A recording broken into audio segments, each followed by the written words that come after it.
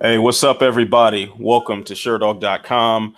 I am Anthony Walker of Sherdog.com and MMA On Point, joined by the man himself, the incredible, the incomparable, the stupendous, the tremendous, Mr. Jason Burgos. How you feeling, man?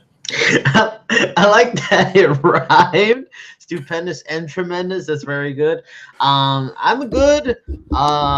Busy. Actually took off of the regular job today to try to get to some writing duties. Oops. Whoa! Drop the mic there. We all right. We all right. We got it. We got it, baby. We good. Continue. Sorry, man. Clearly, the friend still has not come to pick that up yet. No, he has not. So, yep. It's pretty much a free gift. Pretty much free gift. But yeah.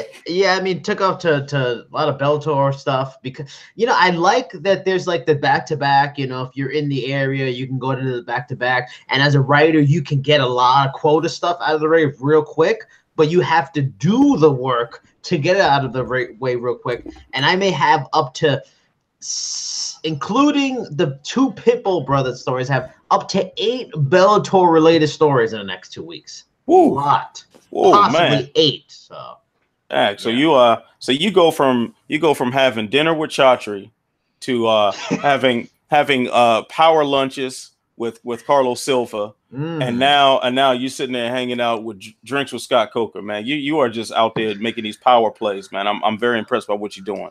I mean, a bromance with me and Dana White is just inevitable at this point, I would say. I mean, maybe we'll just even stretch out maybe Obama. I mean, that'd be a nice bucket list kind of chat, That is that is quite from Dana to Obama right there. That is just a few differences. A little bit. little bit there. All right, so it's been a pretty slow week, I guess, as far as the MMA stuff goes for me. I haven't been covering any events live because ain't nothing been going on around LA. I did just book my arrangements for 235 and got my credential approved for that. So I will be in the building at T-Mobile Arena for UFC 235. What's the headliner of that? Oh, that's Joan Smith. Okay. Yeah, Joan Smith and Woodley Usman. So should be a good night. Good night, right? Good night of action. Looking forward to getting there on the ground and covering this thing up close and personal. So a couple weeks to prep for that, and it should be fun. So when the time comes, check out Sherdog.com for some content exclusive for me on the ground in Vegas for that one. But anyway, you got red or blue? Not sure. I'm guessing blue. I got blue last time. So I just requested it the same way I did before, so I'm like, let's see what happens. I would think there's a good chance because you got John Jones, you got Tyron Woodley, but like the men they're facing are not necessarily like a marquee name. It's like this huge fight. So it's got names, but it's not necessarily big fight. So I would think, you probably have a good chance because it seems like the bigger the fight, the harder it is for us, secondary level guys to get that blue. But if it's stars but not big fights, we got a chance at that blue. Well, it's more so not even because I wouldn't consider us secondary level guys. I mean, I think we top notch out here, baby. We top notch. Not getting top notch money though. No, not a lot of top notch money in the MMA media world.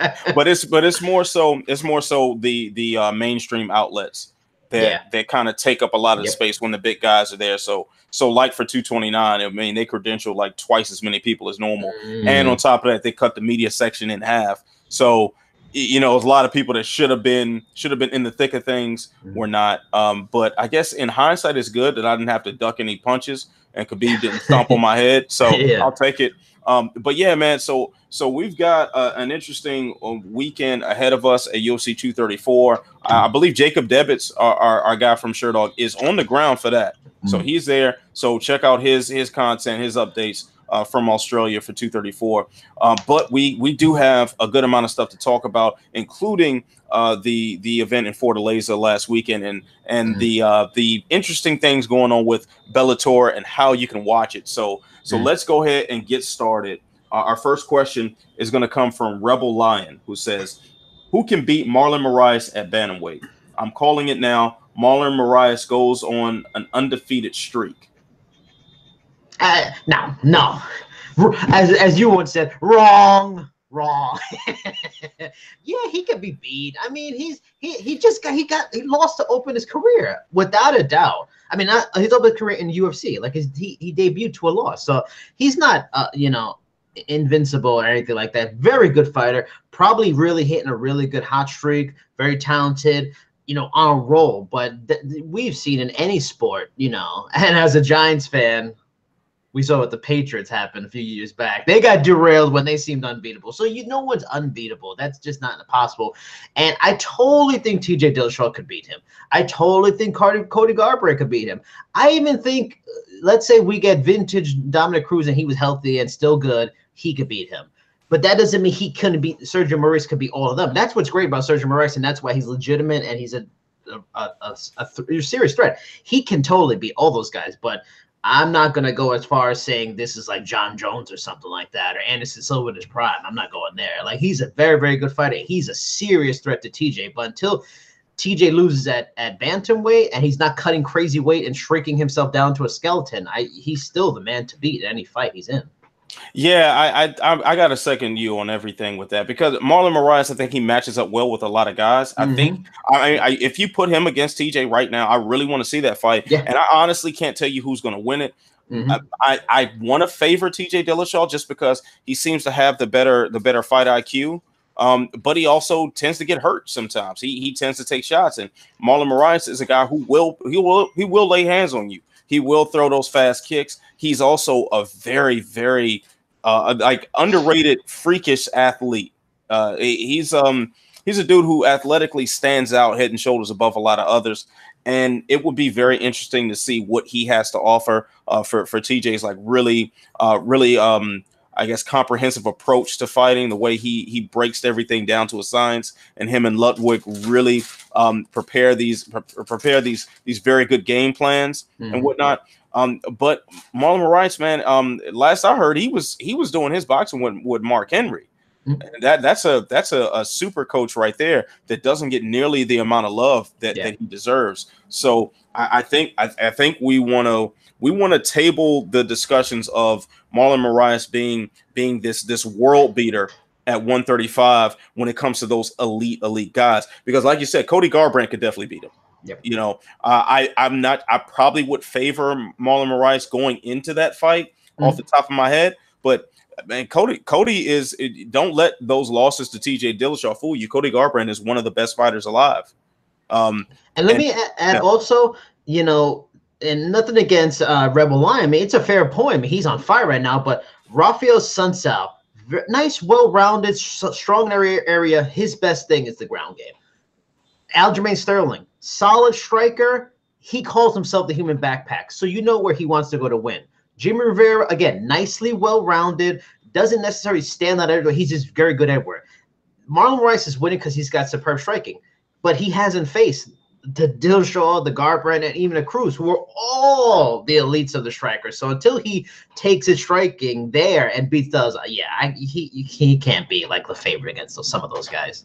Yeah, I think we've got to calm ourselves about it. Like, I make no mistake about it. That dude is sensational. He put on an incredible performance, and to finish Rafael Sunsao is something that no one else has been able to do. So give him all the credit in the world for that. He deserves that title shot. But when that title shot comes around, I'm sorry, I can't just go out there and just say, oh, this is an easy win, or this is definitely going to happen.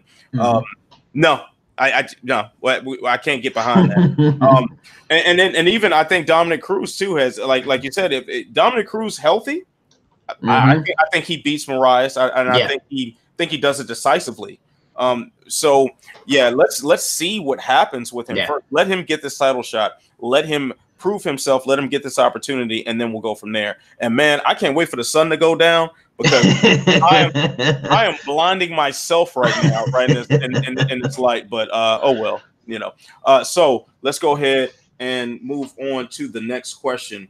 The next question is from Frank McEgger. Shout out to Frank McEgger. What division gives Jose Aldo better options these days, staying at featherweight or moving up to lightweight? I mean, we've talked about this before. We are both just dying for him to move up to lightweight. I mean, it's a fascinating fight. I mean, it's a fascinating move for him. We've all wondered about. We've seen him. Oh, wow! And I didn't see it, and I just saw you drink it like water, and I just figured it was water. Not yeah, it was bourbon like water. It was bourbon. Yeah, that's what I was just doing. But you know, we've all wanted to see this. It would be fascinating to see him to not drain himself.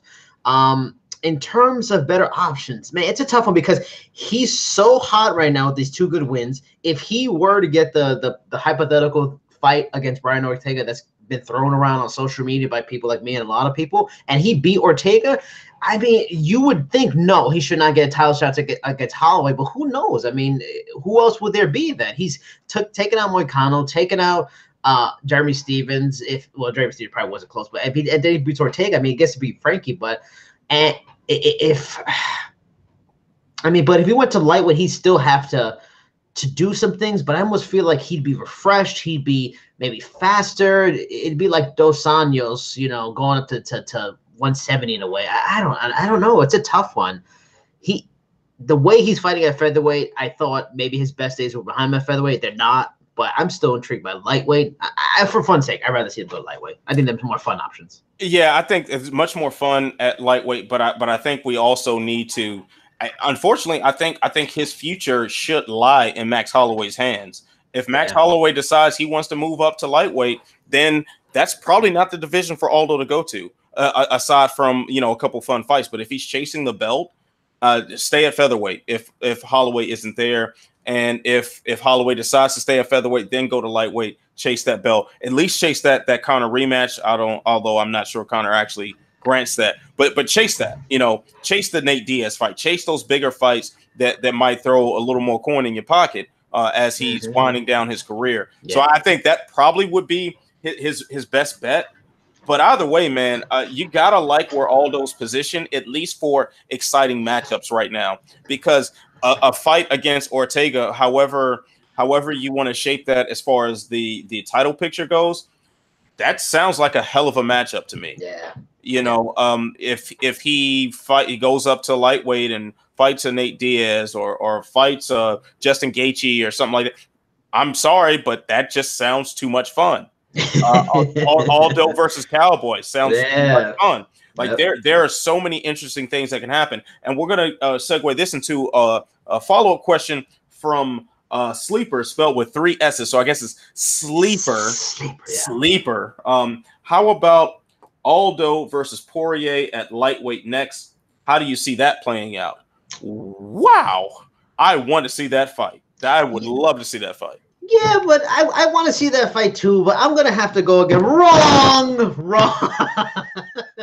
I mean, great Sleeper, great. I mean, it's a great matchmaking, sure, but that's not fair to Dustin Poirier. He needs to either be fighting for the title or the elite of the elites. Like, that's a great fight if Dustin Poirier loses his next fight. It could be possible.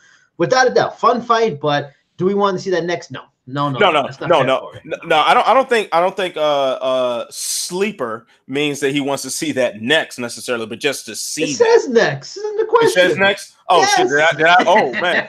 Oh shit! I didn't pay that. All right, Sleeper. Wrong. Yeah, like really at this point, if Dustin isn't fighting for a title in some form, or he's not rematching Conor. Or just some sort of big fight, it just doesn't make any sense. But the matchup itself, I really like. I really like the matchup itself, and also there is some level of intertwined history between Aldo and Dustin Poirier. Let's keep in mind Dustin Poirier is the one that saved Josh Grisby's life when Grisby was supposed to fight Aldo, and Aldo got injured. And Poirier was able to beat him, knock Grisby out of title contention, and Dustin Poirier entered the UFC with a nice little head of steam right there in an upset win. And then also that was a #1 contender bout where he fought Korean Zombie. And when Korean Zombie pulled that incredible Darce choke, I was there in the building for that. That was fantastic to witness live. But yeah, there has been a couple of times where Poirier was almost there, was almost there to fight Jose Aldo, and Hey, it'd be nice to see that come around full circle at a weight class that's probably better suited for Aldo, and definitely seems to be better suited for Dustin Poirier. So, who do you pick? I actually would pick Aldo. Oh man, I lean maybe toward Poirier for this one because Aldo still, like, at least this Aldo, the Aldo that we saw wreck Moicano and wreck Jeremy Stevens, it was like a return to that reckless abandon that like really made his WEC fight so incredible. But there was that same reckless abandon that led Conor to sleeping him in 13 seconds. You know, that charging with your chin out and you're just going to throw just fire and fury behind every shot. It is exciting as hell to watch, but it's very dangerous. And Dustin Poirier is not the guy who is you really want to get into a sustained firefight with, but so much. I mean, he put out Justin Gaethje in a firefight. That says a lot. Not many people are able to do that. So I want to edge Poirier to win a fight with them two at lightweight. But wrong should not be next. And I tried to have you back, Sleeper. I tried to have you back, but I really forgot you just said next. Not next. Not next. Good fight. Not next. No. But that will be fun to play on the video game, which, by the way, we still got to set up the me beating you up on Twitch or whatever. So we'll keep holding on because that ain't gonna happen. Hey man, you know what? I've talked a lot, and I'm not sure if I want to smoke anymore. But I've been playing a lot lately. Nasty. Oh, I've been playing a lot of Call of Duty, and I got some games I haven't even opened yet. So maybe I'll crack it open tonight. Oh wait, I got an article to write tonight. Never mind. Okay. All right, so I'll probably play the game anyway. All right, so here we go. Question 4 is from Guy SP. David Tamer lost a point when he double poked Charles Oliveira in the eyes. A referee actually enforced the rules. Is zero tolerance the way to go? What say you, Jason? I love that. When I was watching my girlfriend, I love that. I don't know the ref. Could you tell us who the ref was? It was a familiar ref too. It was Jaron Villel, I think. Yeah. I love that he just, he made the decision like this, to stop too much. Boom. Just took like an executive decision. Let me do that. Zero tolerance, the way to go. It really is one of those things that matters on how it happened and the fight itself and circumstance. There are accidents. But when it's too close like that, I think if it's too very close, you probably go zero tolerance. I mean, I think more times than not, if anything happens a second time, it should probably just be automatic point taken. There's some guys that get off that will do it automatically, point taken quickly. There's some guys that kind of give a lot of rope, and a lot of leverage. So there should be a general rule. Even if it's actually if it happens twice, there should be automatic point taken. And if for the really atrocious, fouls, point for the first one. But all I will say is I love that ref for calling that point deduction. Yeah, I'm in full agreement with that. I don't think that there should be this allowance for fouls. I mean, whether it's accidental or whether it was done on purpose is irrelevant to it affecting the fight. And when you have a trained killer in front of you trying to beat you up and you have blurry vision in one eye, that's going to affect what happens in the fight. So it doesn't matter whether it was accidental or not. Of course, if it's something was blatantly like a flagrant foul in basketball, for instance, I would say a harsher penalty is warranted. But in general, yes, penalties should be given out like that. Like there should be, if you enforce zero tolerance with these fouls, and maybe a point deduction isn't necessarily the way to go. Maybe there's some other way. Maybe you can change positions or something like that and restart the fight in a more favorable position for the fighter who was affected. Maybe that's an answer. I don't know. But as long as there's some sort of penalty, it has to be done that way, because otherwise these are freebies. If I wish there were statistics for the number of times a fighter has been poked in the eye, kicked in the groin, or had the fence grabbed on him, something that a foul that alters the course of the fight, and then for them to lose that fight, and at the end of the day, that win bonus is going to go to the guy who won. Yeah. And whether that win was assisted by an eye poke really doesn't matter. It's totally irrelevant. it's going to be a matter of making sure that everyone knows if you commit this foul, you will be negatively affected to compensate the fighter who now is going to fight at a disadvantage. And I think it's just that simple. It's just that people seem to have this idea that that they don't, and I get it to an extent, because the 10-point must system in 3 and 5 round fights doesn't really allow for a lot of leeway. So if you take a point away, it can drastically affect the fight. So yeah, you want to keep the fights from being altered in that manner, but isn't it altered in some odd manner by the foul itself? So I don't really see why it's so controversial to just penalize people for doing stuff they're not supposed to. I think that's a very basic concept, and we need to see more of it. And I was especially impressed with Jaron Vallel with this one, because I wrote an article, or at least a portion of an article, trashing him. And, like maybe a year ago or something like that, he had what I thought was one of the worst performances by a referee that I had ever seen, where he let a fight just go to a decision where it was clear that a complete savage beating was taking place. But hey, he's gotten better. I think a move like this shows he's getting better. Like I like this. I like to see progression. Like to see a guy get better. So shout out to Jaron Vallel for that. That was a good call. Other refs need to take notice. That is exactly how it should be done. All right. So let's move on to a question from. I mean, you know who's going to ask this next question, right? I do. I mean, I didn't even read the question yet, but automatically, Kung Fu Bao to you, Europe 1. Let's read this question. Let's see what Europe 1's got for us. He says, last Saturday, Do Bronx Oliveira beat up my countryman David Tamer, and he did it while half blind. How far do you think Europe's country? Because Europe is fairly broad. What is his country? I don't know where's David Tamer from. Yeah, I don't know either. All right. Guess we should find that out. Jay, get on it, please. Oh, Jay's on it. Jay's on it. He's already on it. So it says, how far do you think Oliveira can go in the lightweight division with this newfound toughness? And why in God's name does he keep wanting to go back to featherweight? Let me address that last part first. The idea of Charles Oliveira going back to featherweight is ridiculous. Yeah. Let's put that to bed. Charles Oliveira, do not go back to featherweight. Yeah. First of all, if you try to go back to featherweight, chances are you probably won't make it. Jay just gave us word that David Tamer is from Finland. Is that Finland? Is that what I just read? West of Finland, east of Norway? No, west of Finland, east of Norway. What does that mean? That's somewhere.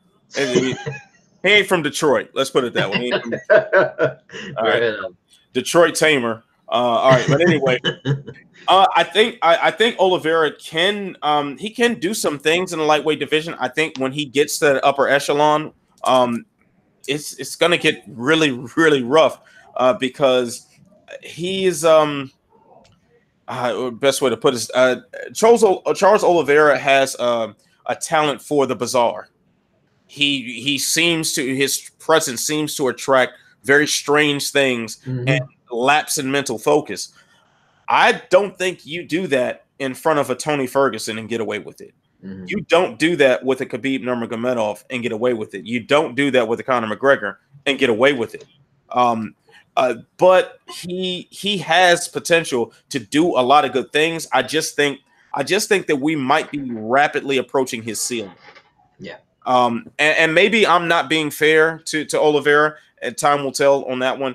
Maybe he has, this newfound toughness, this and the streak that he's on right now could be from maturing, doubling down on the work, making sure he's getting everything in he can with more quality training sessions, expanding his skill set outside of jiu-jitsu. Those things that come with a fighter just getting older and wiser in their career could propel him up there. But I think that talent stack at the top 5 to 10 of that division is so astronomical that I believe it's a very, very tough hill to climb. What do you think, Jason?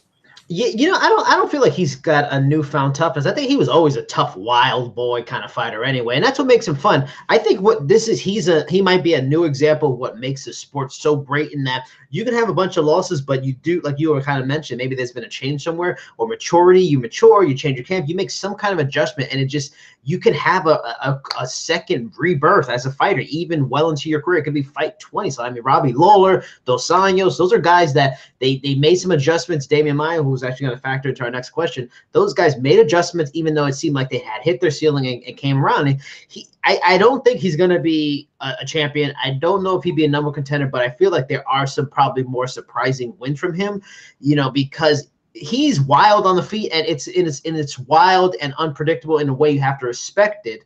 So, and then he of course has his ground game, which is so strong. The only thing I don't like about his main base skill is that, again, factoring into our next question, is that like a guy like a Damian Maia, he could take his grappling and impose it on you.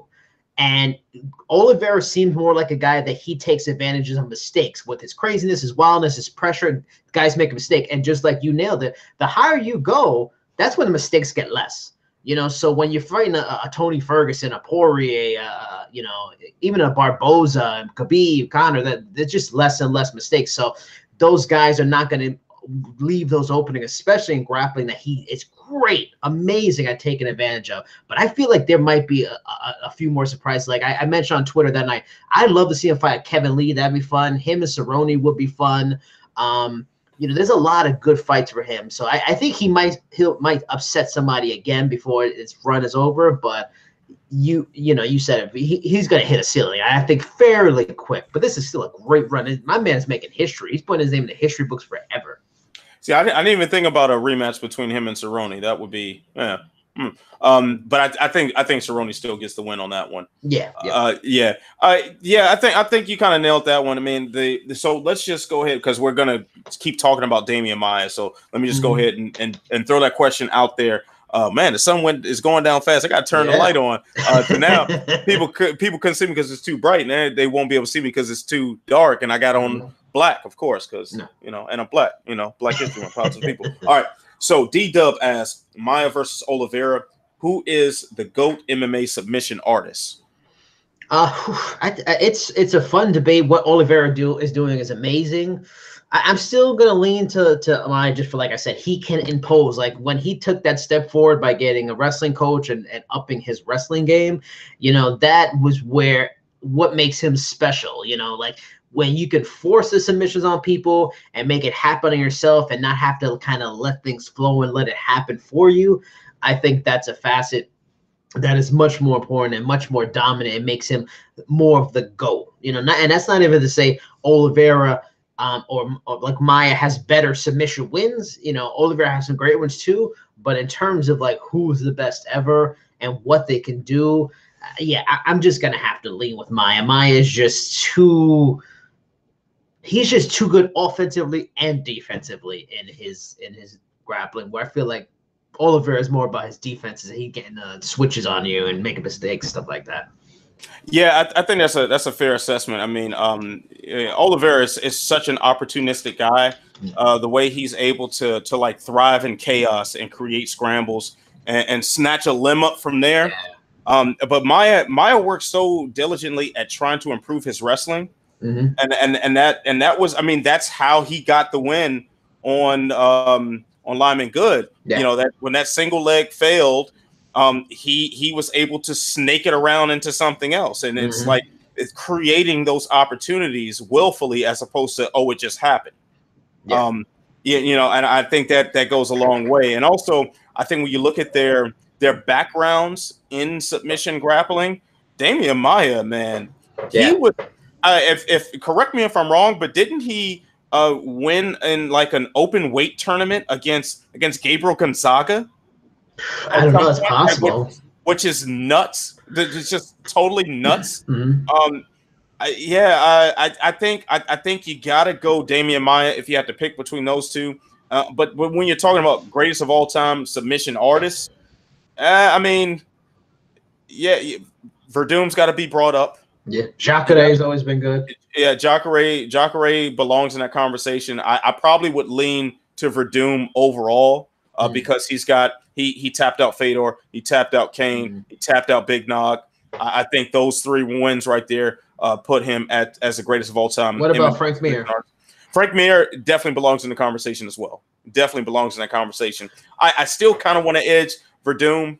I'm still leaning toward Verdum, but Frank Mir, I ain't gonna get mad at that answer. Yeah, that's part back to my Redman being the greatest rapper of all time sort of debate. Like, I'm not gonna argue with you on that one. All right, so next question is from Robbie. He asks, after the Fortaleza card, can we say ESPN Plus worked out the kinks in their broadcast? The pace was amazing, right? Yeah. I mean, it really has been good. I mean, it seems like the common compliment on social from, the ESPN event. It really has. It's been fairly smooth. I felt like, Fortaleza had some hiccups here and there. The Brooklyn car sets felt really smooth. This one felt not as smooth, but overall, it's been good. It's been a better production than FS1. And can I say this? Because it was mentioned a good bit on social. It's going to come up again. I'm so thrilled by this, that ESPN has used their influence, their pull, their power, their leverage to make these fucking cards earlier. The Philadelphia card is going to start at 3:30, people. 7 o'clock main card. I fucking love it.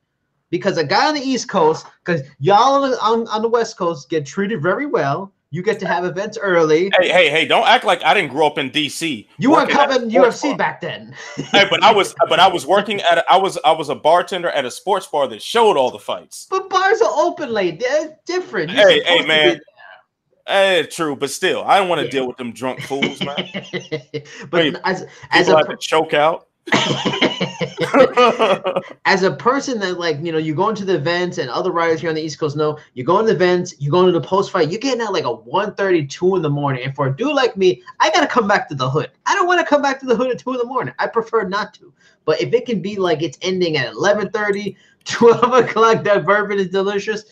Oh man, it's so much. And even I was telling my girlfriend when we were watching Fortaleza, I was like, of course that's a little different. There was a lot of finishes on the main card, but I was like, damn, it's 10:30. UFC's already over. There's still stuff we could do before the night. So not like, oh, well, it's Ember. Time to go to bed. I'm fucking tired. It's like 2 in the morning. I love that. I'm so excited. That's the best part of ESPN. Like the pacing's been great, but the time change has been fucking wonderful. Yeah, man. Well, you talk about just a relief on our lives, and I think for a lot of people who don't do this for a living, who are not professionally covering the sport, and might just be fans. Like, when you're just a fan, you pick and choose what you watch, and that's fine. That's totally fine. I think that's a bad business model for the UFC to follow, but as a fan, that's your prerogative to pick what you want to see, and if you want to watch it all and you want to stay up forever to do it, knock yourself out, man. More power to you.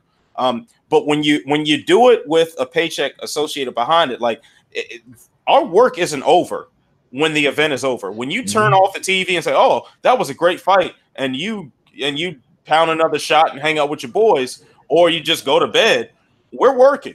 We're working, and we're up to the wee hours in the morning, cracking out opinion pieces, doing results, covering the post-fight pressers. Like, we do a lot of stuff after the event. So covering an event, even on the West Coast, I've covered events out here, and I'm getting out of the arena 1:30, 2 in the morning. God knows what would be going on the East Coast. Like, I can't imagine a guy working remotely covering the post-fight presser and having to write up something, and on the West Coast it's taking that long. Like, so when we talk about the pacing of stuff, it's not because we don't love what we do and we don't love this sport. It's just that, like, hey, just like anything else, you get too much of it, you might get a little sick of it. And there were points in time for the Fox Sports 1 era where it was like, going through some of these cards, I just remember some days knowing, okay, I got to write a post-fight column on this. I got to, prep for whatever podcast I was doing. So I had to make sure I'm watching all this stuff. And after a while, I'm like, man, I just want to go to a movie. Like, yes. I just want to play. Like, I want to play video games. I want to do something other than watch fights for an entire day, because that literally takes up an entire day. So to have ESPN Plus, come through with this smooth pacing, yes, please. Yes, please. Like the whole card was over by like I think 7:30, 8 o'clock here. Yes. And yeah, man. yeah, and I just looked at my wife like we actually can do stuff. yeah. Like Yeah. I know I gotta crack up this article, but we Mhm. actually have the option to live a life outside of Yes. you just watching me work all weekend. hmm I love it, man. I love it. Like And I hope these like other promotions like Bellator, PFL, I hope they follow. They probably won't, because in this case, it's the network making the decision more than a promotion. And I can see Paramount or say NBC Network, they don't want to. NBC Sports probably wouldn't want to give them prime time, like at that 7 to 9 area, which is always important, even on a Saturday. But if at all possible, Bellator, PFL, all these leagues can follow that and start doing it. Get away from the damn boxing, model. Please do it. yeah, I think the problem with at least with DAZN right now for Bellator is that they are in line with Paramount Network. So you gotta follow some sort of regular commercial structure, and that's really what kills it. Like the smoothest watch in MMA of any event period is the Tuesday Night Contender Series. It is the smoothest watch. You're in and out within a couple of hours, and you've seen 5 or 6 fights. It's great. It's great, and you learn enough about the backstory about the guys, and there's no fluff, there's no filler. It's just straight to the point, and we get it. Like so when you're slave to the traditional television model, and you've got to follow certain commercial breaks and station cues and whatnot. I think that's what happens. So unless this is something that's a dedicated streaming service, or it's a paid channel like a Showtime or something like that, I don't think we really will see a whole lot of this. But the start times is the one thing that can be done. The start time, man. When I saw that start time for the Philly car, I was like, wow, like I may not be able to go to training that morning because I need to be in front of my TV and computer by like noon or something here to make sure that I'm good to go. So I'm not mad of it at all. Thank you. Thank you, ESPN Plus. Worth my $5. Yeah. Hell yeah. All right. So next question is from Shamrocker. I like the name. After what Gil Melendez said this week about Nick Diaz being done, do you believe either Diaz brother will ever return, or are their UFC careers over? I think there's still a chance Nate may return. I mean, I think there's still a chance Nick may return. I mean, in a way, I'm tired of hearing about both of them. I just want them to return or just either both go away. But I think Nate will come back. I mean, since we were so close before, I'm surprised at this point, like the UFC hasn't just kind of released them, which again shows the value. The UFC sees them despite being away for so long, despite not being in fans' minds, and any fan of anything today, entertainment-wise, has a short memory. They clearly see the value in those guys, because they would have easily let them go. They probably would have both fought now in Bellator somewhere a bunch of times, but just based on what they're getting offered from the UFC, they haven't fought. But if I had to put betting on it, I'd say Nick is probably 70-30, 70 won't fight at this point, the way things are, because it hasn't even been a fight. Other like the Masvidal was sort of close for like a couple weeks, and then I fell apart. Nate was doing press conferences again, so I would say Nate is probably 60-40, 60. He will fight again. I'm honestly, man, I don't even know what to say. Like Nate, I do think Nate is going to come back at some point, probably some point sooner rather than later. I mean, he, like you said, he was that close to fighting Dustin Poirier. It was right there. So I think maybe they can lure him back out. And there's always that Conor trilogy fight. That fight is always there. I think Nate would get off of the couch at any time of his life due to that fight. So hopefully that doesn't mean McGregor Diaz 3 takes place under Golden Boy MMA or something like that. I hope it's not to that extreme. Yeah. But yeah, that fight is going to happen at some point. Now Nick, on the other hand, I'm really thinking Nick just might be done altogether. And the last picture I saw of him, oh man, if he does come back, his life has to drastically change. Drastically change. So I can't quite remember who showed me this picture. It might have been might have been something that I was not supposed to see. I don't know. You know, I don't know. Okay. But a picture of him just kind of out somewhere, and his face was so bloated and so blotchy. It was like this. It was clearly this guy's been drunk for like the past 7 years or whatever. Like he looked really bad, at least bad as far as being a high level athlete. Yeah. So there would have to be a drastic change in his lifestyle in order to even entertain the idea that he is good enough to compete at this point, at least on the highest levels. And Nick Diaz could always, I think Nick Diaz in his current condition could come off the couch and beat some jobber up at a at a local promotion. But Nick Diaz ain't jumping off the couch for nothing short of top dollar. Yeah. So if you ain't gonna, if you're getting paid that top dollar, you're probably fighting top competition, which means you got to be in top condition yourself. With if you stand the slightest chance of winning. So don't be surprised if we've seen the last of Nick Diaz, and especially if Gilbert Melendez, who's been a close friend of his for well over 10 years at this point, probably closer to 15. Now that I think about it, like, yeah, don't be surprised if Gilbert Melendez is right on this, and Nick Diaz is no longer an active fighter. All right, so next question is from Timbered123. Colby Covington is talking about suing the UFC for getting skipped for a title shot. Does he think he's going to get a title shot through court? No, no. He's not. I don't think he's suing to get a title shot. I think he's suing just to get released anyway. That's probably what his main goal is. I think he would like to get a release, but for sure, no, he's not going to get a title shot from suing. And honestly, the whole suing thing is just stupid. And he's just, if he's really going to try this, he's going to blow all his money, and he's going to have to desperately continue fighting for them with no leverage. So it might just be a Trumpian kind of move and just a bunch of, hyperbole for the sake of it to keep his name out in the press. But it's a stupid ass move either way. Yeah, I mean, he's not suing the UFC for this. Like this is not happening. This is him trying to keep his name relevant while Tyron Woodley and Kamaru Usman prepare to fight each other. Like that's so anytime Colby Covington he'll get his name out there to be heard and get his name talked about. And as long as his name is circulating our brains while Woodley and Usman are fighting, hey, he's done his job. He's setting up another chance at a title shot by media, by word of mouth, by fan reactions. So he's just, everything he's doing is made to polarize. It's made to get you riled up and make you feel something or feel another thing. And this is what this is. I mean, straight up and down, like the suing the UFC thing has not really worked for anybody. Randy Couture tried it. Yeah. He was back in the UFC.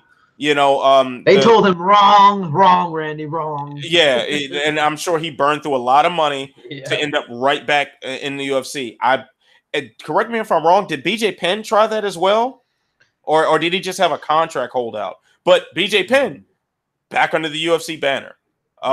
Tito Ortiz had his struggles back under the UFC banner. The Shamrock brothers, now if he could. Yeah, the Shamrock brothers as well. Yeah.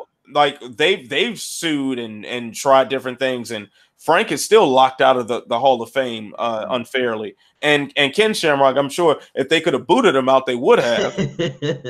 But he's persona non grata over there, and that's kind of what happens when you go up against a big corporation like that. Now, I think someone like Conor McGregor could do that if he wanted to. He's popular enough and he's made enough money to where he doesn't have to fight again. But if you haven't made enough money to where you don't have to fight again while paying just astronomical legal fees and stuff, yeah, good luck with that. Like that's just not going to happen. And it's not going to get you a title shot. He knows that. There's not a lawyer in this world that sat there and like, oh yeah, you got a good case there, buddy. No, you don't. All right. So I mean, maybe I don't know. Like and if he's serious about this, they'll probably, you know, some like UFC corporate gangster, whatever, is going to send them a box of boomerangs or something to intimidate him. Yeah. So yeah, Colby Covington is not going to be on the People's Court with Dana White. Sorry, not happening. All right. So next question is Fakov. Okay, I like it. I see what you did there, my guy. See what you did there. Do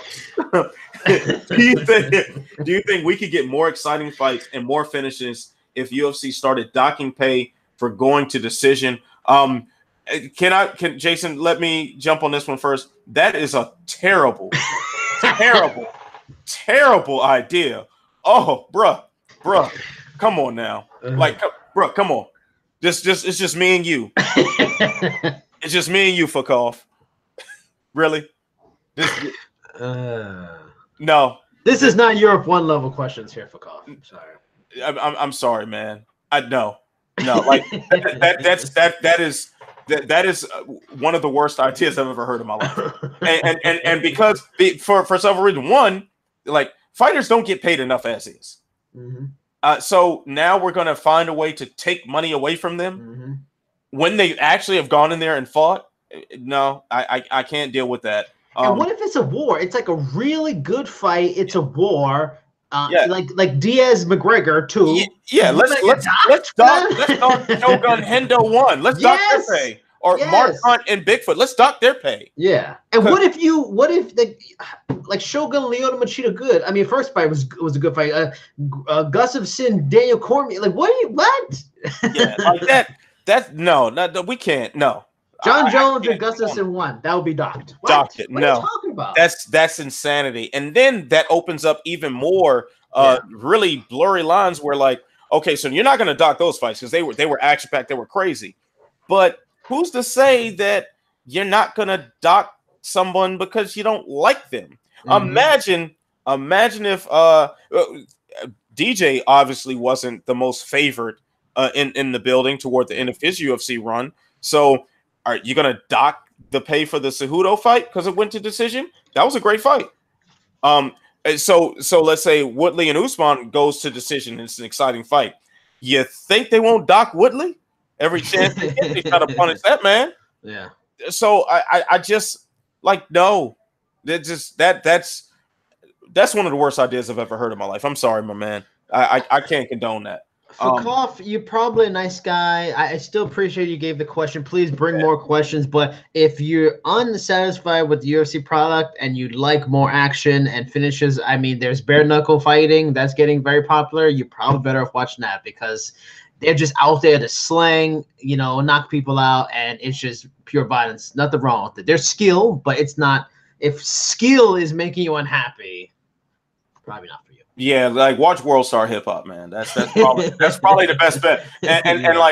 And like there's no knock. If that's what you came to see, it's just like straight up violence without without like the real martial arts or sports aspects to it. Mm-hmm. Then this MMA just ain't for you. Mm-hmm. And that's okay. That's all right.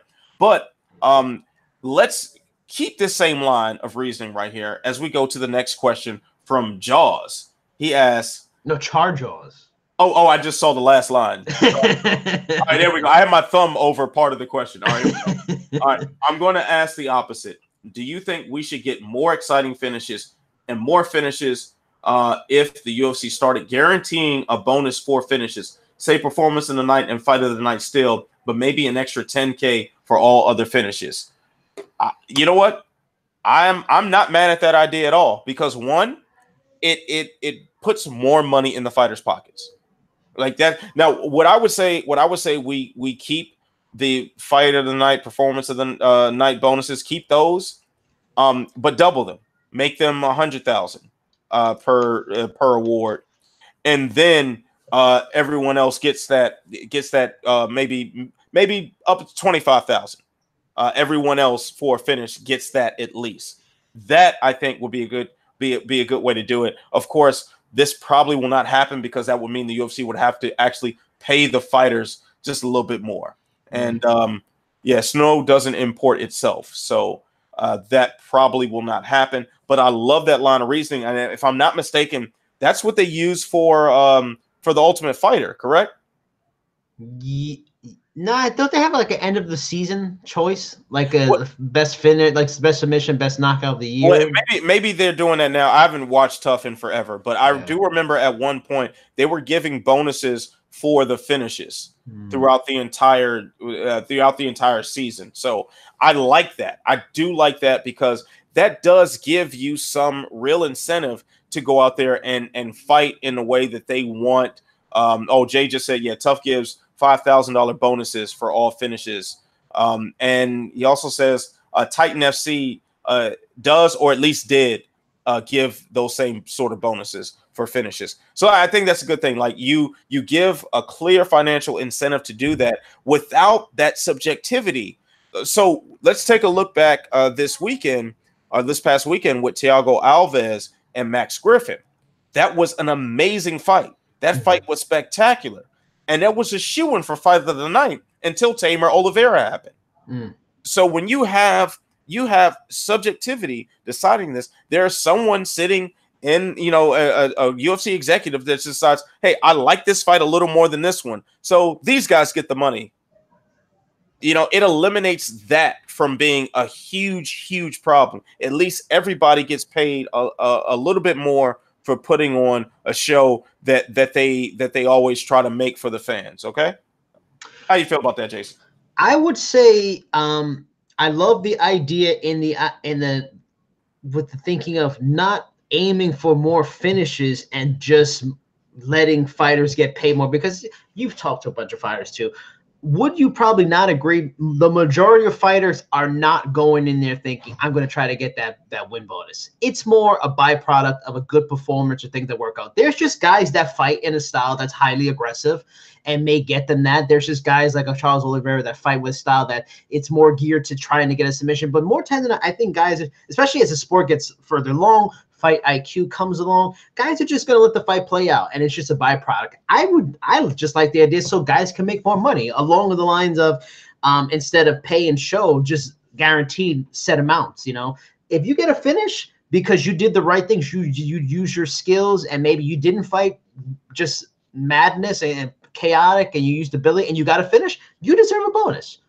Guys that get a bonus, and they should still have fight of the nights, because a fight of the night may be a decision fight. They should still have submissions. But if you do that extra thing and you impress, you should just get a bonus for that. I don't think we're ever going to change the idea of, we should do this to do that to get more finishes, to avoid decisions. Fighters are going to fight, and I can't blame them. I'm not going to tell them how to fight.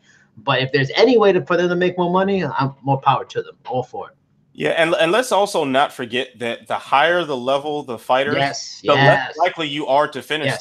Like, especially at championship level. Right. There's a reason why finishes don't happen for every fight, because when guys are evenly matched, it becomes very difficult to just put somebody out. You find a lot more difficult to be as definitive as you would on, like, you go to an amateur card, you go to a regional card, and there are people getting finished left and right because, quite frankly, you have some good fighters that can emerge from there, and you got some guys who have no business in there. If you are in the UFC and your name is not CM Punk, you belong there probably.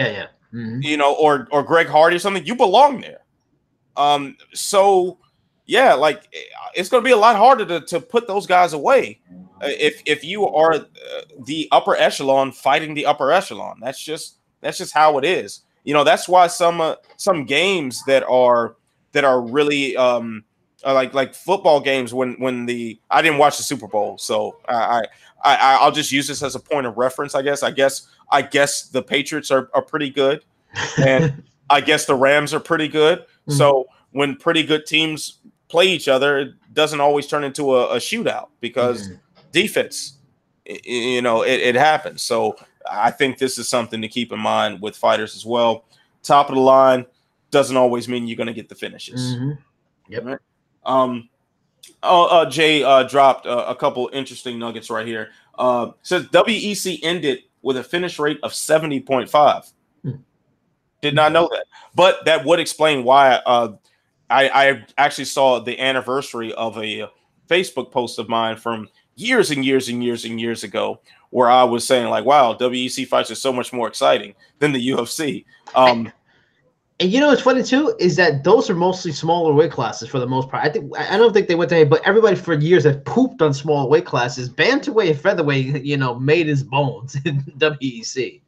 Yeah, so yeah, lot to like about the WEC, and also another little tidbit of information here. He also reminded us that the UFC didn't give a fight of the night bonus for the 4 laser card. Instead, they gave 4 performance of the night bonuses for Moraes, Aldo, Oliveira, and Johnny Walker. Of course, I still will say this: had the Oliveira and Tamer fight went differently, Max Griffin and Thiago Alves would have gotten the fight of the night bonus. I'm pretty certain of that. All right, so let's see what our next question is. It's from Joey Joe. He says, who do you think gets knocked down first in the upcoming middleweight title fight between Robert Whittaker and Kelvin Gastelum? Whittaker. I just think Gastelum, I almost feel like, especially with Whittaker making the comment of, I didn't get to read the article, making the comment along the lines of it's good just to fight somebody that's not a monster like Yoel Romero. I think I just got a sense he might be underestimating Gastelum. Maybe he's just looking at him and he saw him in the season doing the coaching for Tough. He's like, this guy's not that impressive. What's the big deal with him? He's not at my level. And he continues to surprise, man. I don't know if he's going to finish him, but I would not be surprised if he caught him off guard because he's sleeping on him a little bit and he put Robert Whittaker on his ass. Wouldn't be surprised. I'm sure we're jumping ahead because I'm sure there's going to be a who you got to close the show, but I think Whittaker is going to style on Gastelum, and I do think, of course, it's possible Gastelum go in there, clip his chin, and it's a wrap because Gastelum is really tenacious dude. He hits hard, and he's very good at closing the distance. But I think Whittaker's striking approach is just so much more sophisticated, while not letting go of fundamentals. I think that is going to be the deciding factor. And let's also keep in mind that Yoel Romero, who is a silver medalist in Olympic wrestling, couldn't get Whittaker down and hold him down consistently. That says a whole lot. So if you think Gastelum's going to go in there and out grapple him, I just can't see it happening that way. But I don't think Whittaker is taking him lightly. I mean, these two guys have, somewhat similar backgrounds. They were both both welterweights who drained their bodies a lot to get there. Now, while I feel as though Gastelum may have been more of the result of not disciplining himself diet-wise in between camps, much kind of like in the same vein as Johnny Hendricks, I think he was more on that line, and Whittaker's just like maybe a naturally bigger guy who was killing himself to make the weight. Hey, these were guys who were welterweights, and now they're fighting for a middleweight title. I think Whittaker recognizes that you can't take a guy lightly just because he used to be a welterweight or he's a smaller guy, because Whittaker was that smaller guy and now he's the champion. One thing I will throw up, and this is a part of why I think Gastelum would surprise, is that Gastelum is small. I mean, he's not necessarily a tall guy for welterweight. He was just chunky. He couldn't make the weight, even though he should make the weight. But what's unique about him is, and you nailed it, he closes distance. We saw in the Romero fight Whittaker, Romero's not necessarily like a smooth, fluid striker. He knows what he's doing. He has varied attack. He can do a lot of things, but he's explosive as fuck. He can close the distance. And Gastelum has fought some large guys and closed the distance well and knows how to get in. Bisping, Vitor Belfort, Tim Kennedy, Jacare, and Chris Weidman, large men, and most of them he floored or knocked out or hurt. Now he's fighting a guy who's small, granted, much more elusive, slicker, but still smaller. The gap he has to reach is less. Every point you make is true, and if Whittaker knocked him out and clowned him, I wouldn't be shocked. But there's something about Gastelum that's very unique and special that's disguised by his look. You look at him, you're like, I don't get it. Like, not that he's out of shape or anything. It's just like He's not GSP. He's not like fit. He's not like looking lean. No, he's like the Stephen Thompson's got these funny movements. It's just meat and potatoes. But there's something unique about him, especially at 185, that just always makes him dangerous at all points. I mean, honestly, Chris Weidman, being a bigger guy with big power, took him down to win that fight because he didn't like what he was getting on the feet. So I'm tired of underestimating Gastelum. I'm doing it no longer. I definitely don't want to make it sound like I'm underestimating Gastelum at all. At all. Maybe I'm overestimating Whitaker because I really think that Robert Whitaker is just this close to greatness. He is. He really is. Yeah, and I think if Whitaker stays healthy, if he stays on the course that he has been, injuries aside, of course, I think, man, we're witnessing a potentially all-time great fighter, improving rapidly and just pulling off these amazing things. Yeah, man, I think he holds that belt for quite some time. It's hard for me to pick anybody who's going to take him out, at least right now, at least at this point. So, all right. Now let's see here. We've got another question along the lines of 234 from Son Peyote. Wonder how Father Peyote is doing.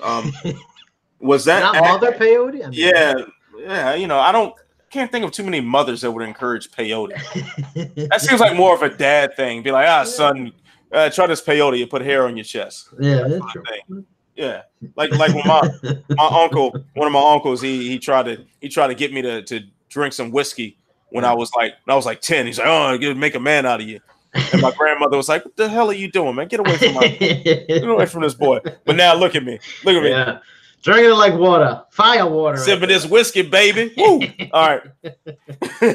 Man, got this from Trader Joe's too. That's what's up, man. I like how you didn't even bother by putting in a glass. Like you weren't gonna be held down by a certain amount. You're like, I just want all possible options here, all times. Yeah, because I forgot to get the glass, and then we started the show. I was like, you're gonna have to sip this. Gotta sip this. Yeah, know what it is. All right, Son Peyote. I'm about to answer your question right now. All right, I'm about to just read the question first, and then we'll answer it. Was that acne, staph, herpes, or something else like ringworm on Kelvin Gastelum's face in that UMC embedded episode? Will the commission clear him, and will it affect his performance? I don't know. It's a good question, and it's real. No one's. I saw one post of the picture of it, and I thought, holy shit, that's weird. I don't know. I mean, and I saw someone. I forget who it was. Some site or some writer or somebody was saying, oh, I'm getting hints or hearing things or seeing the possibility of Anderson fighting for the title, and I was like, what? No. Oh yeah, I know you're talking about Jordan Patu, I think. Yeah. Shout out to Jordan. He's a funny Twitter follow. Yeah, I mean, and if that's something that's being rumbled about, I was surprised it wouldn't just be Adesanya, but maybe they've talked to Whitaker and they gave him the choice, and he said I'd rather fight Anderson on short notice. But maybe it's something to look out for. I mean, it's Thursday. We're fighting in 2 days. If the commission hasn't said anything yet, I would imagine there's not going to be a problem. But then again, in Australia, since the sport is not that big, almost frowned upon, I'm not sure how serious their commission is. They might have a very lax commission. This might be like other situations where the UFC is playing the role of commission. You know what? Now that you mentioned it, the UFC, I think they did play commission in Australia when Mark Hunt and Bigfoot had their fight, and when Bigfoot popped for the elevated TE ratios. So. Yeah, so that's something to think about, but also keep in mind too that when the commission steps in for some of these fights at the last second, it happens around weigh-in time. It happens at the weigh-ins or right afterward, because that's when their bodies are the most jacked up. I think we can recall back to Jessica Aguilar being pulled from a fight at the last moments because what they said was chapped lips. Now, from what I don't know the particulars of that situation, but from the pictures I saw, that didn't look like chapped lips. That looked like herpes lips to me. and one thing that happens when you have a bad weight cut, or you just have a weight cut period, you're weakening and depleting your body. So all the things wrong with it come to the surface. All the things wrong with it get worsened. So if this is staph or ringworm or like remember Kevin Lee fought with staph on his chest and it zapped his cardio. Yeah. So I think we're going to see if this is the case, if he has ringworm or staph or herpes, something like that, especially if it's a staph and he's on like antibiotics, expect him, if he's cleared to fight, expect him to be a far depleted version of himself as cardio wise. Jay brought up another good point in our Slack chat where he said, because I damn sure didn't notice because I sure did not watch The Ultimate Fighter. They said that there was a 5K race between the two, and Whitaker held up a lot better while Gastelum was throwing up at the finish line. I mean, I get it, but the fight's not going to happen under those conditions. We can all, I'm sure we're safe to assume Gastelum is a guy that enjoys his in-between fight time, so he's not in like lean great fight shape at the time. I just had a meal with Kelvin Gastelum a couple of weeks ago, and I can tell you the man does love his food. Yes, I wouldn't get too, because any other time he's fought, cardio has never been an issue. Yeah, so I wouldn't get too much. The ringworm, I'd be more concerned about. Yeah. Though I'm hoping we can have the trenches hashtag herpes lips trend. I'm never gonna get that my herpes lips. Oh, I'm sorry. That's what it looked like to me. That's what it looked like to me. So I am not an expert on these things. I am an idiot who doesn't know what he's talking about. Like, you can't take a man who's wearing a shield shirt seriously. But that looked like herpes lip to me. So now with Kelvin Gastelum, it looked more like ringworm. The picture I saw. What exactly is ringworm? It's a fungus. It's a fungus, a fungal infection. I had it when I was like 8 or 9. It was going around my elementary school, and I got it like in my hair. And the medicine is at least I know the medicine now is probably more advanced. They probably got cherry flavor and all this stuff. But the stuff I had to take was so disgusting. Oh my God. It was the nastiest taste I've never been able to forget that. I was like 9 years old, and I am well into my 30s now, and I cannot forget the taste of that stuff. It was disgusting. And I say so, you're taking the bourbon to the head like it's water. So I mean, that's really got to be something crazy. Which reminded me, it's time to take another swig, my guy. A bourbon break. Well done. oh, that's smooth, baby. That's smooth. Yeah, man. So if that is the case, expect it to happen at weigh-in time, because that's when the body is going to show all those things more so. I mean, well back when I used to watch The Ultimate Fighter, can't remember what season it was, the guy that got booted out the house because like they start training, it's a stressful conditions, and then herpes blisters start popping up on his neck. This fights are stressful things, and these things will happen. Like, don't expect it to get better. If that is a genuine infection or a virus or anything of that nature, expect it to get worse. Yeah. And then expect the UFC commission to completely clear him. That wouldn't surprise me either. But exactly. if we saw Anderson Silva step in for a title shot or something, that honestly wouldn't shock me either. That really would. At this point, nothing surprises me with mixed martial arts. All right, so we got another question from Europe One. He says, "Do you fear a Hendricks-esque drop-off from Kelvin Gastelum? He balloons up in weight in between fights. He has had severe weight-cutting problems, and he relies a lot on his toughness and athleticism in fights. Is it just me, or does this seem like a recipe for disaster?" No, not at all. I mean, Johnny Hendricks just was going down and could not make the weight. He didn't want. He was one of those guys that he did that, like everything that Europe say, he ballooned up. But Kelvin Gastelum has already gone through that, and he hasn't had trouble. He's had trouble making weight at welterweight, so he's gone up, and now he can. He'd have to be straight up fat to balloon to pass middleweight, to make middleweight a difficult thing. So no, he's at a weight, and unlike Hendricks, who was a guy that was aging anyway, and a guy that was really probably his best optimal weight was to be a welterweight. Gastelum has been great. I mean, dare I say, better at middleweight than at welterweight. So no, I don't see any drop off at all. I mean, I wouldn't be surprised if he won. You know, I think he's a good fighter, and I think he uses more than toughness and athleticism. I think he's a legit skilled fighter. This guy's good. Like, you don't clown people like he's clowned some people by being just tough. You know, we've seen a lot of tough guys. They're good athletes. You know, like Derek Brunson's, you know, tough and a very good athlete. He's never got a title shot and been maybe a possibility to win. No disrespect to Derek Brunson's a very good fighter. Or, you know, there's a lot of fighters that are like that. He's skilled. He's a good fighter. So, no, I don't see any drop off. I don't see any drop off at all. Yeah, I'm kind of with you on that because I think Kelvin Gastelum, he learned his lessons. And maybe not necessarily to continue as a welterweight, but he's taken these lessons up to middleweight. And I'll say when I saw, he wasn't eating junk food when I saw him. Of course, it was a media luncheon, so it wasn't like they were going to hand him chocolate cake and you know, ice cream and cookies and stuff in front of everybody.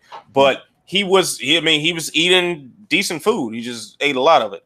I don't really think that we're going to see that so much, man, because Hendricks also, you know, the USADA thing affected him. You know, he admitted as such, maybe not to the degree that a lot of people out there are theorizing. It affected him, but he said, "Hey, the IV, not having the IVs, greatly affected him." You know, and Hendricks he just didn't take care of himself in between camps. It's like once he won the title, I always felt like he lost something. Like that drive to the top was gone. You know? That's the same thing I thought. Like that. Yeah, it's like he reached that goal, and now it's like, okay, now what? All right, I'm good. And I think at that point, and it's understandable, and it's no knock on him. I mean, hey, you win a world title, like ain't too many other places to go, you know, at that point in the fight world. If your ambitions aren't set on being an all-time great or setting a record of consecutive defenses, like if that's not the goals that are driving you, winning that title is the pinnacle. And then what else is there? So I get it. Gastelum doesn't seem to think like that.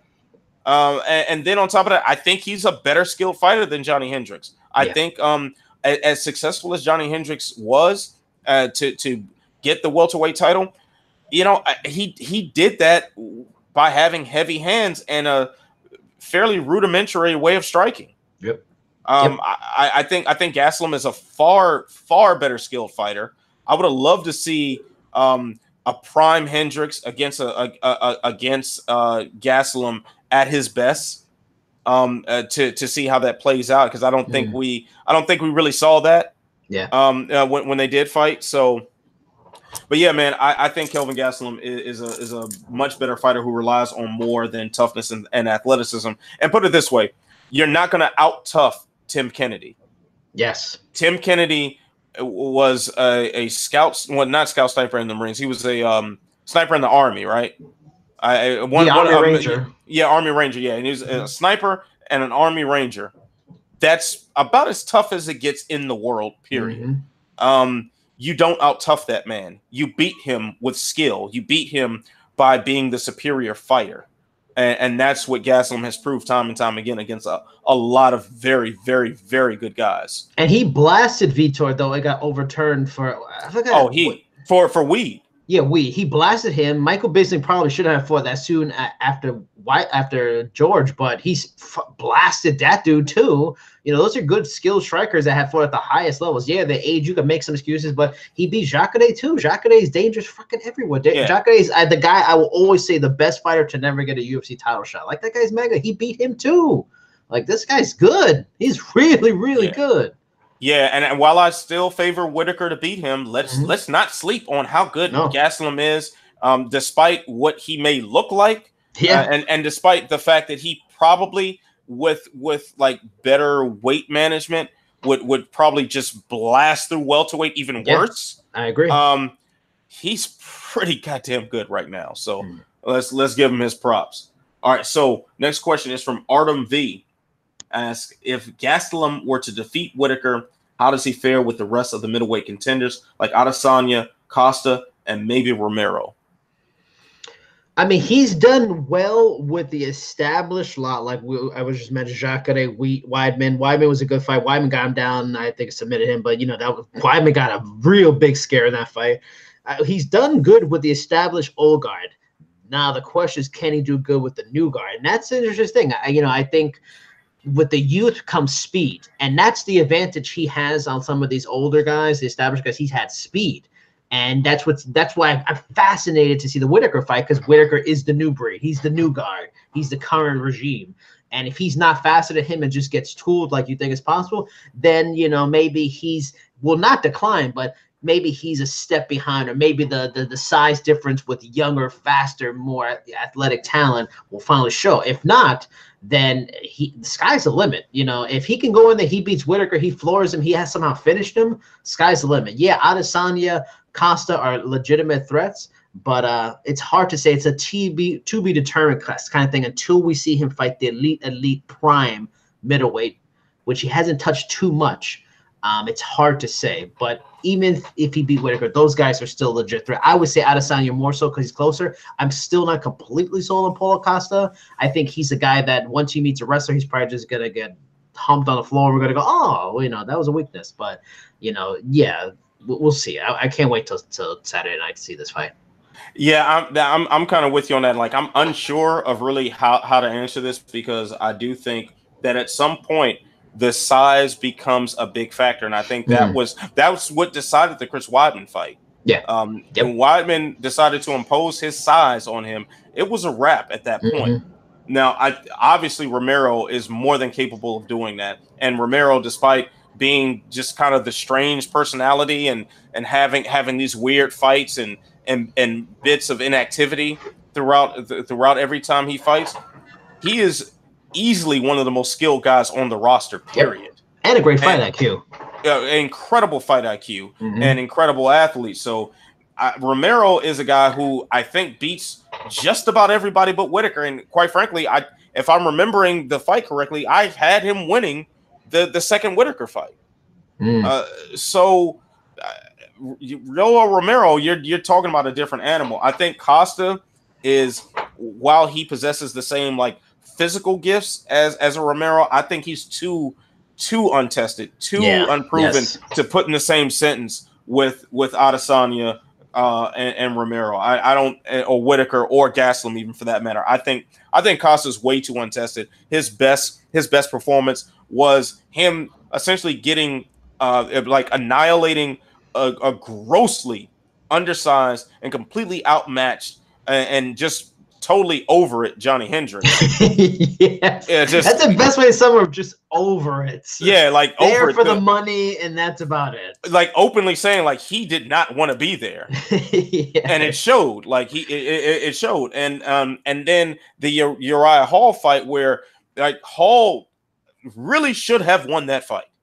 Had Hall fought intelligently, he would have won that fight. He was definitely winning those striking exchanges until he got goaded into a brawl.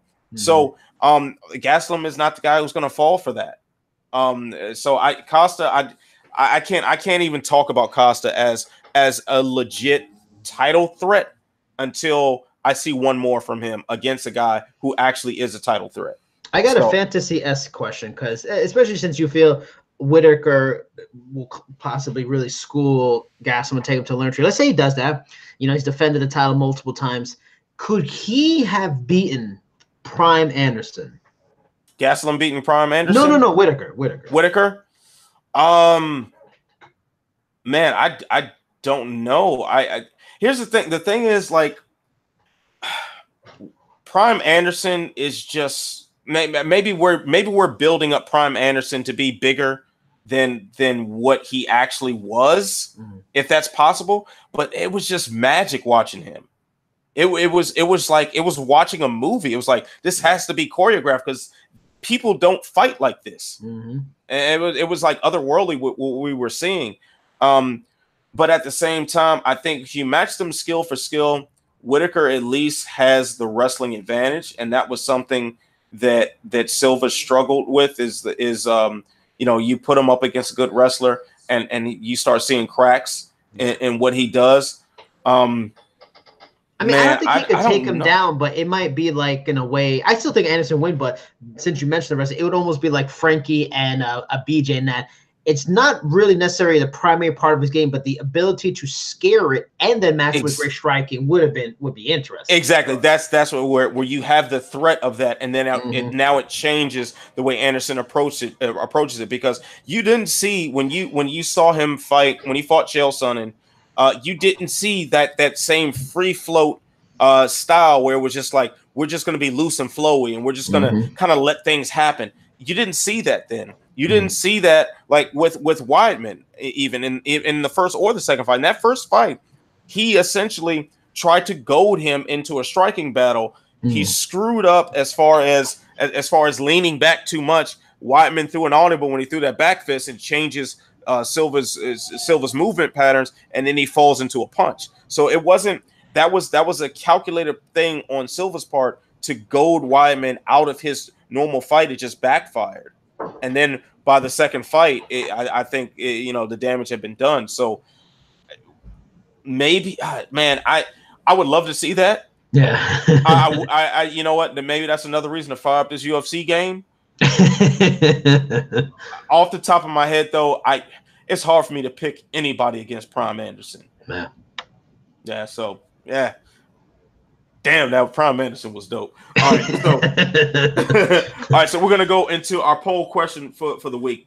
Does Adesanya deserve a title shot if he beats Anderson Silva this weekend in UFC 234? 43% say yes, 57% say no. What say you, Mr. Burgos? Wow, that's interesting that he said no. That is very interesting because he seems to be the popular flavor of the last 2 years, and people really liking him, and for good reason. He's charismatic as all hell. And gifted. I guess just because if we had to run it down right now, who is more deserving? Jacare, maybe. I mean, that would be the only other person I could say, okay, maybe he deserves a shot after Whitaker, but Whitaker fought him already. Whitaker, he fought both of them, Whitaker or Gastelum, and lost to both of them. At least Gastelum was a split decision. You can sell the possibility of a second one, but Whitaker stunned me because I thought Jacare was going to wreck him and just whooped his ass. So are we clamoring for a second fight with him? Maybe, but outside of Jacare, who else? I mean, the kid's been exciting. He's got big wins. If he somehow finished Anderson, although finishing Anderson at 43 in 2019 is really not as impressive as it should be. Yeah, sure, I guess. The division is thinning again like it did at one time. So, yeah, I guess.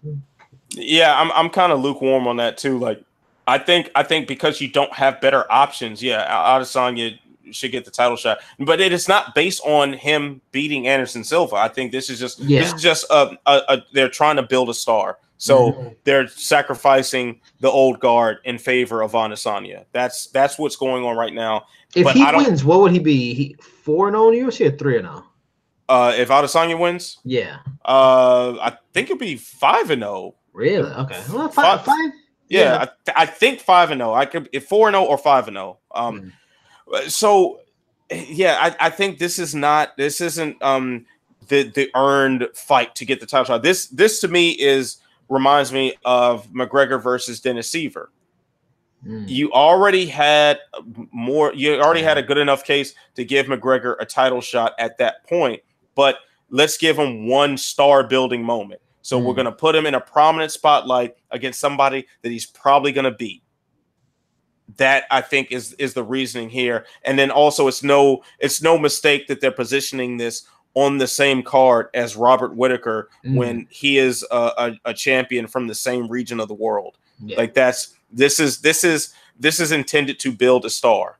So yeah, and Jay said, Jay just hit us up in the chat. Yeah, he's 5-0 in the UFC. 16-0 overall. So. Yeah, Tavares, Derek Brunson, Anderson Silva, 3 in a row like that, along with 2 other wins undefeated. That's a decent enough case considering the options aren't at great anywhere else. Yeah, exactly. So it's like, okay, you give Romero another shot, but does he make the weight? Yeah, and that's a big question mark on that. Rockhold looks like he's already going up to 205. And if I'm not mistaken, last we saw him, he got knocked out by Romero, correct? He hasn't. Yeah, I think so. Yeah, I think that was the last time he fought. So he's not there for the middleweight title shot. Jacare has already if assuming Robert Whittaker wins, well, if either one of them he's lost them both. Yeah, he's lost to both of them, like you said, he's lost to both of them. So it's kind of like it's harder to make that case. Chris Weidman just got knocked out by Jacare, so he's out of that as well. I don't like we already talked about Costa. Costa's not there yet. Mm-hmm. There really wouldn't be a better option. So yeah, just get a shot to Adesanya if he gets past Anderson. All right, so let's see another question from Israel about Israel Adesanya. This is also from Europe One. If Adesanya beats Silva and goes on to win the belt, would he be the nerdiest UFC champion in history? How does he stack up versus other great geeks like GSP or Josh Barnett? Now, as two very well dedicated nerds, as of course I'm wearing another one of my comic shirts with my Captain America painting in the background, and you've got the bookshelf with all sorts of bound volumes of graphic novels and Funko Pops. Yes, literature, yes. Illustrated literature with talk bubbles. Yeah, so he definitely would be on the list, but I'm gonna have to go GSP, still remaining the nerdiest UFC champion in history. Although Ben Henderson is a sleeper on this one. Oh yeah. Ben Henderson's kind of a nerd, man. He's got now I know he has some like nerd fandom. I know he does. And I'm trying to recall where I've seen some like him talking about anime or comic books or something like that. But having met the man a couple weeks ago, like he's got a nerd vibe about him. I like it. He's got a good nerd vibe about him. But Adesanya is definitely a super nerd. Gotta love it. But he's almost like too cool. That's what I was gonna say. He's too cool for your casual. Not to say nerds aren't cool. There are tons of nerds, us being examples. But he's like the guy walks in the room and the ladies are looking at him. You know, like he's the coolest guy. All the guys want to be him. All the women want to be with him. You know, your casual cool nerd isn't one of those guys. That's what Adesanya seems like. Yeah, like I because that's kind of how I am. So I get it. I get it. I totally understand. Like I understand that life. It is burdensome, but hey, Big Daddy got to do it. It is what it is. I wish I saw the girlfriend's face right now. She's just sitting there like, oh, my wife. She's probably in the bedroom looking like, listen, like what a moron. She probably like, man, I could have done so much better. And correction, baby, you couldn't. Let me stop. No, I'm been sleeping on the couch. Let me. Can we edit this? Edit it out. Oh my! Or is this live? Is this live? Is this live? Oh my god! I'm in trouble. All right. So, but yeah, I still got to go with GSP, man, because GSP, as cool as we think GSP is, is he's got almost Revenge of the Nerds vibe. He believes in aliens. There's nothing nerdier than believing in aliens. Because I believe in them too. he believes in aliens. He's been rocking the comic book attire. Y'all just weren't paying attention. He was in a comic book movie. He was Batroc. He was Batroc the Leaper. Yeah. Yep. So yeah. And then on top, like he was rocking the Under Armour Spider-Man shirts and all. He's been the nerd. He's been the nerd, and he's so dedicated about this nerd life. Adesanya, man, he probably just a little bit too smooth. Now that's not saying GSP could take our girls too. We know this. But Adesanya, he'll probably take GSP's girl. So you know.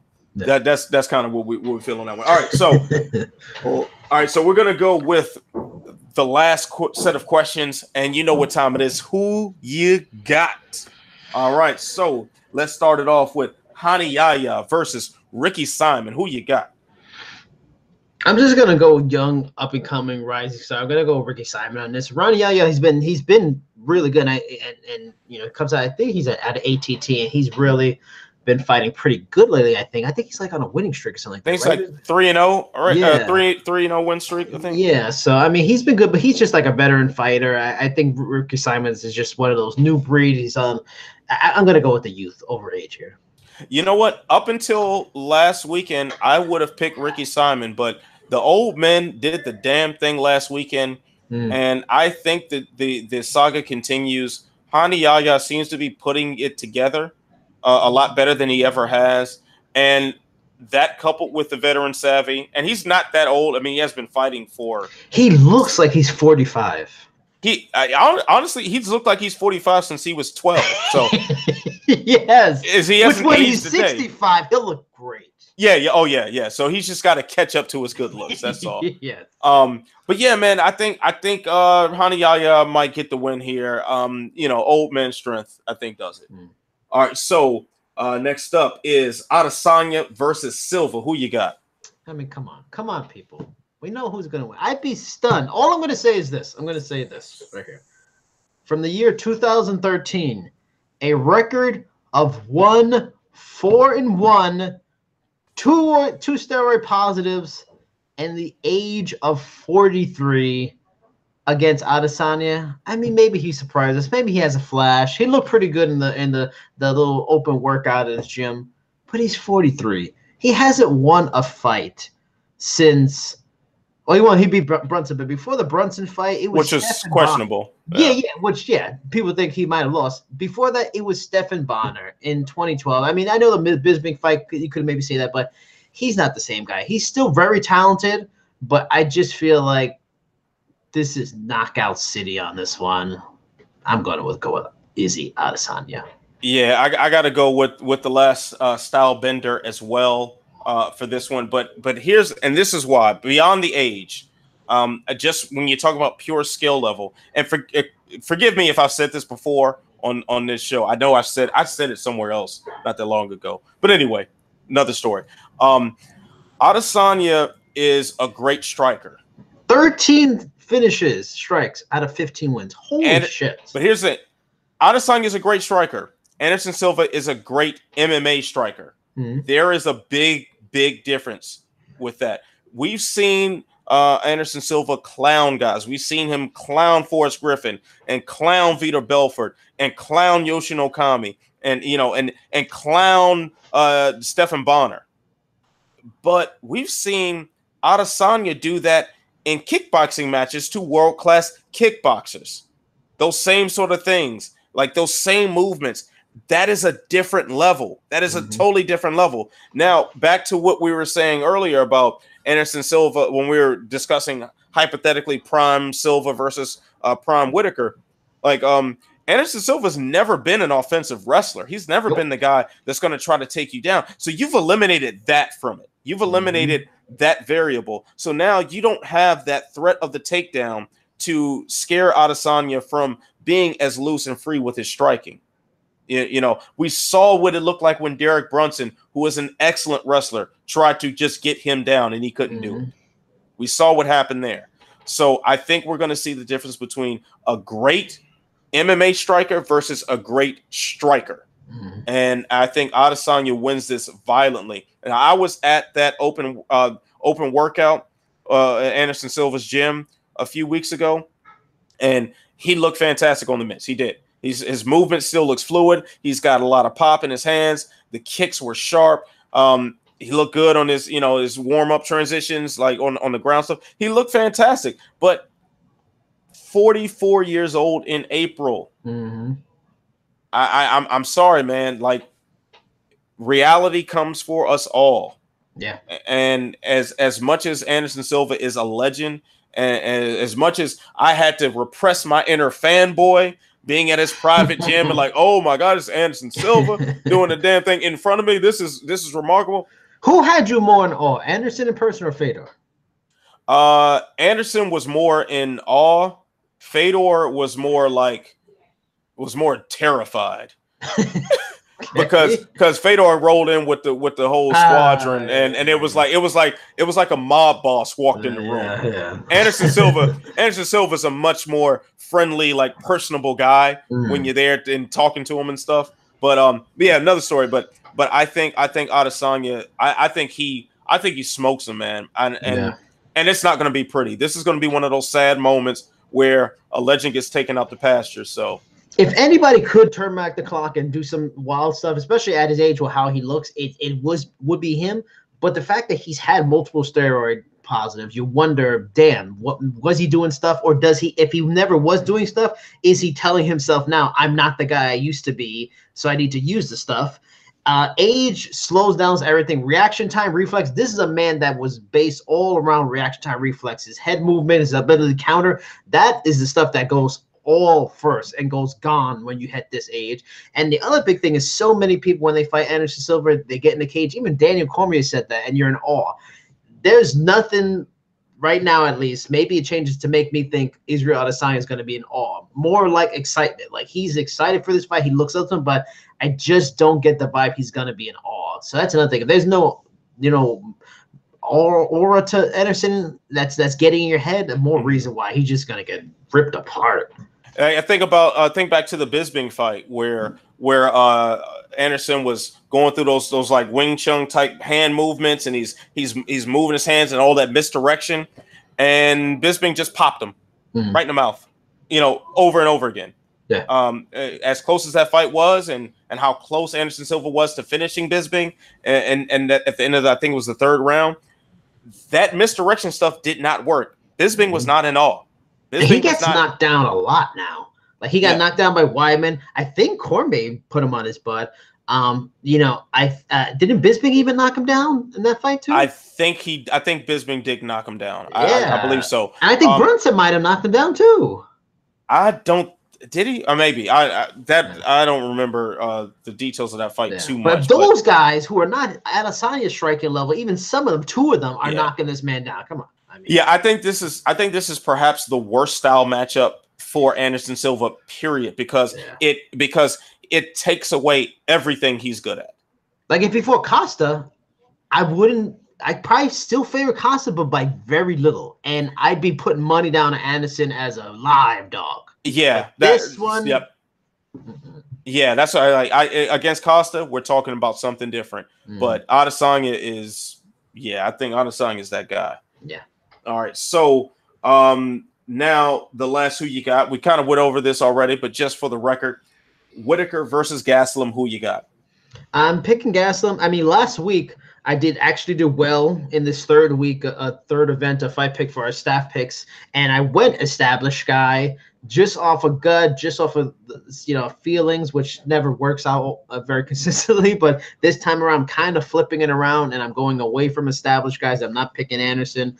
I'm going with youth and Ricky Simon, and nothing. Not that Whitaker's not youth; he is youth, but he's established. And I don't know, something telling me in my gut something fuck is going to happen. I'm probably going to be proved wrong, because if we're talking about skill, Whitaker is the better fighter, but Gastelum has just made a thing at middleweight of just surprising every damn time. And I remember when somebody brought it up. Oh, I don't know who said it, but somebody said, "Oh, Whitaker may not be the same guy after the Romero fights," and I really didn't believe in that. But I think there could be a decline in him just in that war still take something out of you. But he's had some serious injuries. He's had some ailments to get over in the last few years. And those kind of things take something out of you. I mean, well, I forget what the specifics. If you could look, what is his specific last ailment that held him out for a while? It was like a sickness or something, right? He had a bad staph infection. Yeah, like a weird, like a really bad staph infection. Yeah, and I think he's even had other weird little injuries. I think he wasn't healthy in one of those major fights in the last few years. Yeah, he tore. I know. The first Romero fight, he tore. I think his MCL at some point. In camp, but it healed. But then the first Romero kick tore it again. Yeah, so he's had some injury struggles. He's shown some wear and tear, and that worries me too, because Gastelum just seems like a guy that he isn't wear and tear. He seems fairly healthy. I mean, pretty rambunctious for his kind of chubby look, even though he's not chubby. But I just feel like there's something about Gastelum, and we could maybe Whitaker will shut my mouth up real quick if he whoops him, but if he loses, it's gonna really start to make me wonder if he's starting to decline and maybe his body's breaking down. Yeah, I mean those are definitely healthy fears to have. Like, I kind of wondered that too. Like, what have those wars with Romero done to him? That last one was brutal. That was a tough fight. That's a fight that takes something out of you. But at the very least, though, he's had time off because those other injuries forced him to sit on the sidelines for his body to heal. Maybe his brain healed a little bit too. Maybe that wear and tear isn't as bad as a guy who would have just kept active. Jay reminded us that one of those injuries beyond the knee was a broken hand and wrist from the second Romero fight. I definitely remember that. So yeah, man. but I still got to go Whitaker. I think he is the more skilled guy overall, and I think the style matchup favors him a lot more. So I got to go with Whitaker on this one. Excuse me. Ooh, the bourbon. But oh man, I felt that. I like that. Let me give me another swig later. But yeah, I think that that Whitaker pulls away a victory, and I think he gets the finish too. Fair enough. All right, so Jason, please let the kind folks out there know what you got coming up. Let them know where they can find you and how they can get just a sampling of the lifestyle lived by the remarkable Captain Credential himself. You don't want this lifestyle, I'll tell you that. I'm truly in the trenches, more so than you people who fully ever know. But very busy. Still got a couple of audios that I'm waiting for Sherdog to finally, put out there. But this week or so alone, very busy. The Patricio Pitbull story, where I got his side of things in terms of what Michael Chandler and the challenges, all the comments he made on social, and then an MMA Weekly last weekend. So it's Patricio's side. Pitbull bites back. I thought it came out really, really good. He went in. There was a lot of fire from what he had to tell me. That actually was also able to secure an interview with his brother Patricky, who's on the main event of the Bellator Newcastle Saturday. Hopefully that should be coming out on Sherdog tomorrow. And then next week, possibly up to 6 articles covering Bellator 215, 216. Talked to Chet Congo again. Talked to Austin Vanderford, or if you don't know him, some people know him, unfortunately, as Mr. Paige Van Sant. He was a nice guy. Talked to Amber Liebrook today, and hopefully should be getting emailed answers from, we'll see, who knows, from Yaroslav Amosov, Eduardo Dantes, and Vitaly Minikov, which I'm interested in, who's fighting Chet Congo, former Bellator champion. So, those are all probably in the pipeline for next week. But busy, a lot of writing questions, a lot of transcribing, and then a lot of writing articles. A lot of work. But and Chief Seats Chat on Twitter and Instagram, of course. Man, like that, you just named like the entire Bellator roster. Seriously, seriously. That's crazy. Like, wow. All right. Yeah, this man deserves a raise. All right, so yeah, I am Anthony Walker, also known as Ant Walker, which is pretty much the same damn thing. You can find me on Twitter at Ant Walker MMA. So that's also my Instagram name. Have people ever called you Anthony? My little brother did before he could fully talk. He used to call me Anthony. Yeah. But yeah, so Ant Walker MMA, which is also the Instagram. Still, I don't really post much, but follow me anyway. Whatever. And yeah, that's the Twitter handle as well. So what I have coming out, I've got Ask Ant. I'll see what questions are left over, and if I got 3 good ones, Ask Ant will be coming out tomorrow. Expect another edition of The Good, Bad, and the Ugly, recapping UFC 234. Check out Collider. I know they got a lot of good stuff about movie talks and comic books and all that stuff, but they had me as a guest on their MMA show called MMA Takedown. So check that out. Did that earlier in the week. So check out those guys. Salute to my guys Dennis and Eddie for getting me on that show. And what else? Oh yes. So if you guys are into it, I'm considering doing a immediate reaction to UFC 234 on my personal YouTube account. So hit me up on Twitter for the details behind that. I got to do some little tests with some of this broadcasting software, and we'll see what happens. But we'll give it a try. See if we can make it a regular thing. But aside from that, Sherdog.com and MMA On Point is where you can find my work. So for Captain Credential, Jason Burgos, the man of the hour, the man of every hour. In fact, let me put the camera back on him so he can show you that. Well, he don't have the fade right now, but it's all right. It's all right. It's still looking good though, my brother. All right. I am Ant Walker. He's Jason Burgos. So you know what you got to do. You got to stay beautiful. You got to stay positive. You got to stay ready to catch these hands You got to stay gorgeous, but most of all, you got to stay intelligent, and you must, by all means, stay sexy. I will see you when I see you. Peace. And you guys.